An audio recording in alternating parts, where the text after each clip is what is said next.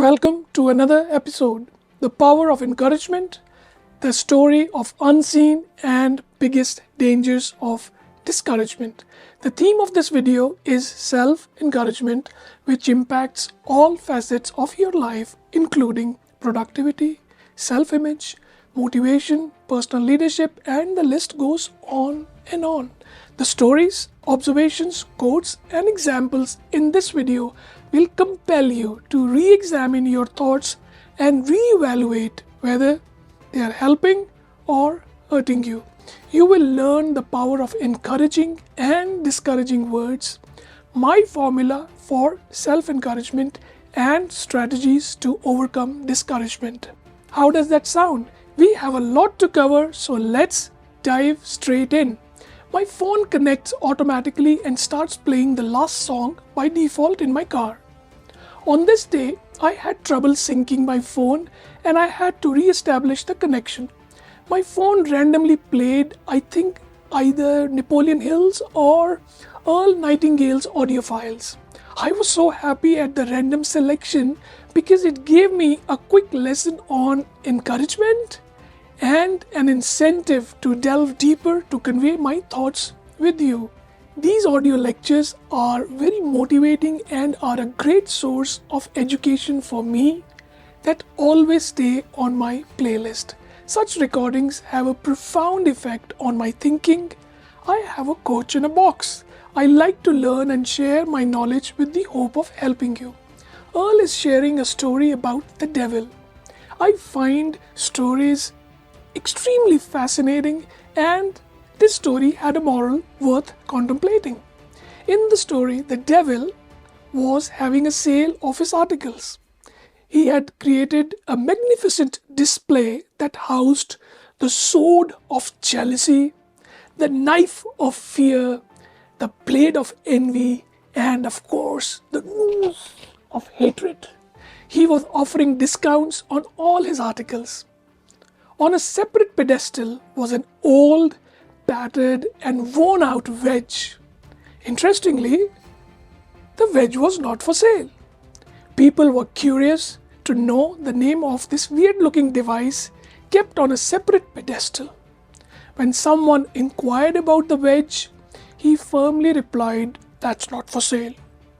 And then again, "The wedge of discouragement is not for sale." Why do you think the devil was not willing to sell the wedge of discouragement and valued it so highly? There is something about discouragement that has a debilitating and enervating effect on our morale and psyche. Think for a second. How many times have you used the wedge of discouragement on yourself? How often have you discouraged yourself with your internal chatter despite having worked so hard? The power of discouragement is enormous and highly demotivating. It creates a negative vibration that leads people to inaction. If you lose the motivation to act, that is the worst attack. You become mentally exhausted, which decreases productivity. Discouragement takes you down a rabbit hole, making it difficult to escape. Unfortunately, it happens frequently without our knowledge, and we wonder why our productivity is declining. Encouragement means to stir up. That's the way I look at encouragement. Our speech has the power of life and death. Anxiety weighs down the morale, but a kind word cheers it up. Words are important. They have the real power to determine the course of your existence. My formula for self-encouragement is self-love. Let me explain. Self-love is when you appreciate where you are and who you are, regardless of the outcome of your hard work or efforts. You accept yourself unconditionally without pulling yourself down. But it is not an excuse to remain unchallenged. Self-love is accepting yourself as you are, but taking action to create a better version of yourself. Encouragement enables us to preserve it like nothing else and prompts us to take action with renewed energy. Discouragement takes away the power to act, which is why it was the devil's most prized possession. So, self-encouragement equals acceptance plus positive action. Mark Twain said, "One compliment can keep me going for a whole month." One of my favorite motivational speakers, Zig Ziglar, says, "You never know when a moment and a few sincere words can have an impact on your life." Subscribe before you shift your attention to something else and miss the future episodes to upgrade your personal life. According to Walt Disney, there are 3 kinds of people in the world. Well, poisoners, those who discourage you and stomp over creativity. Lawnmowers, those who are self-absorbed, though well-intentioned, they tend to their own needs but never help another person. Life enhancers, those who reach out to enrich the lives of others and inspire them. We all need encouragement, young or old, successful or unsuccessful. Be a life enhancer for yourself first and then for others, because encouragement changes our world. It can change our life forever. If you are inspired, please let me know in the comments below and encourage me to produce more videos by subscribing to my channel. The power of encouragement. I don't know the source of this experiment, but it is worth mentioning to drive home the point. Researchers studied the effects of encouragement on human ability. They wanted to know how long a barefoot person could stand in a bucket of cold water. Of course, it all depends on an individual's capacity to defy pain. Still, one thing was obvious. When encouragement and support were present, the person could stand in the water twice as long when no encouragement was present. This phenomenon is very prevalent in sports too. When underdogs win with the encouragement of raving fans and the favorites lose because of the lack of support from the fans. Think about the high points of your life. Invariably, they would have come about by the encouragement from someone who cares for you or through your self-love. If you want to encourage yourself deeply, here are some suggestions. Do the right thing and stand by yourself through persistence. The catchword is persistence. If you desire to find better ways of doing something, empower yourself by taking more risks. So the catchword is empower and risks. If you want to achieve things you can be proud of, motivate yourself daily. It's like taking a bath. Someone once said that if there is hope in the future, there is power in the present.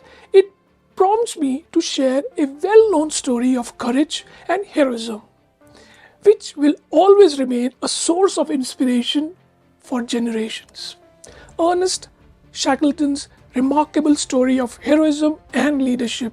Sir Ernest Shackleton went on an expedition to the Antarctic in 1914 with his 27-member crew. His ship was stuck in the icy waters and eventually sank. Shackleton and his crew were stranded more than 1,200 miles from any civilization, floating on ice sheets with just 3 rickety boats, a few tents and very limited food supply. Eventually, they managed to reach a small island. Shackleton, with a handful of his men in one of the other flimsy boats, traveled 800 miles again over the unforgiving sea to seek help and reached the whaling station. Shackleton returned to the small island with the rescue ship, and every crew member survived the 18-month ordeal. His capacity to persist and keep the rest of the crew safe while stranded is unparalleled. Though you can learn many lessons from the story, I want to emphasize encouragement. Shackleton gave hope and it encouraged every crew member. Shackleton demonstrated how encouragement could energize people to do the unbelievable and display courage. He also promoted lightheartedness in those impossible conditions. Shackleton believed that when you are under pressure, a sense of humor can offset fear and energize you to overcome unconquerable obstacles. He encouraged every person to weigh in and give their opinion and then allocated tasks that made them feel so critical part of the rescue mission. It may be weird that one of the few items Shackleton saved from the sinking ship was a banjo. He knew music could be helpful to encourage his team. Please appreciate the power of encouragement and discouragement. Encouragement is one of the most powerful yet overlooked aspects of productivity. It takes an appreciative approach to keep the doors of possibilities open. So, how do you deal with discouraging thoughts? Though there is no set formula, here are some ideas which I use, and please pick and choose if you like some. Reject rejection. Your mistakes are learning opportunities and failures are isolated incidents. Always keep expectations positive. It forces the brain to vibrate at a different frequency which attracts success. Focus on your strengths. Unlike a stone, bounce back like a rubber ball when you fall. Keep a list of encouraging phrases handy. Let me share a few that I use quite often and urge you to create a few of your own. I love you. I believe in you. I forgive you. Positive actions come from you and positive reactions come from the universe. I want more because I want to grow. You can do it. I am prosperity. When angry, think of 5 things you are most grateful. Maintain a daily gratitude journal.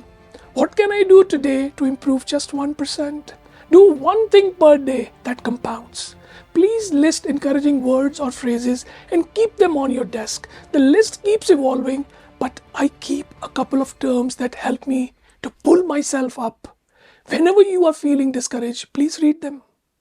The best way to cheer yourself up is to cheer everybody else up. Mark Twain.